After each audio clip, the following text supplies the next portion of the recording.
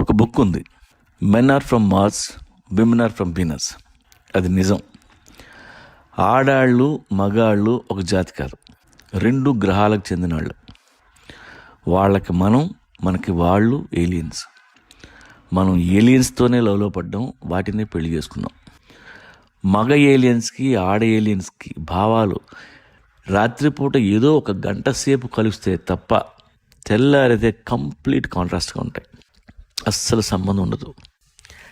ఏదైనా ప్రాబ్లం వస్తే మగాడు సైలెంట్ అయిపోతాడు, ఇంట్లో పెళ్ళానికి చెప్పడు, ఎవడికి చెప్పడు, ఆడిలో ఆడి కుమిలిపోతుంటాడు.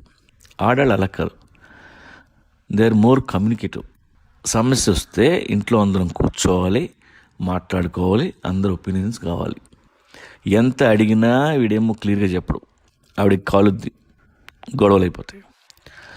ఆడవాళ్ళు చాలా ప్రాక్టికల్గా ఉంటారు, వాళ్ళ క్వశ్చన్స్ అన్నీ లాజికల్గా ఉంటాయి, నాంపల్లి కోర్టులలాగా. ఈ మగ వేదవులకి ఆన్సర్లు లేక ఏం చెప్పాలో తెలియక ఆ టెన్షన్లో పిల్లల మీద చేసుకుంటారు. అలా చేయొద్దు. Please respect your wife. ఆర్గ్యుమెంట్స్లో మగ ఏలియన్స్ చాలా అగ్రెసివ్గా ఉంటాయి, అబ్యూజివ్ లాంగ్వేజ్ వాడతాయి. దయచేసి అలాంటప్పుడు బూతులు మాట్లాడకండి. Please remember your in the court. Respect your alien. ఇష్టం ఉన్నా లేకపోయినా వాళ్ళు చెప్పింది చచ్చినట్టు వినండి. మనం తాళిగెట్టింది ఏలియన్కి. వాళ్ళ లాంగ్వేజ్ వేరు, మనది వేరు. రోజంతా అందరి దగ్గర అన్నీ భరించి వస్తావు, ఇక్కడ ఎందుకు నీకు అంత పౌరుషం? సో వైఫ్ చెప్పింది విను. సమ్టైమ్స్ ఏలియన్స్ దగ్గర బెటర్ ప్లాన్స్ ఉండొచ్చు, అంతేగాని నాకు ఇలా కుదరదు, నేను వెళ్ళిపోతా అంటే దబ్బుదు. ఏలియన్స్ తాట తీస్తాయి. గుర్తుపెట్టుకోండి, ఆడ మగ 2 డిఫరెంట్ స్పీసెస్.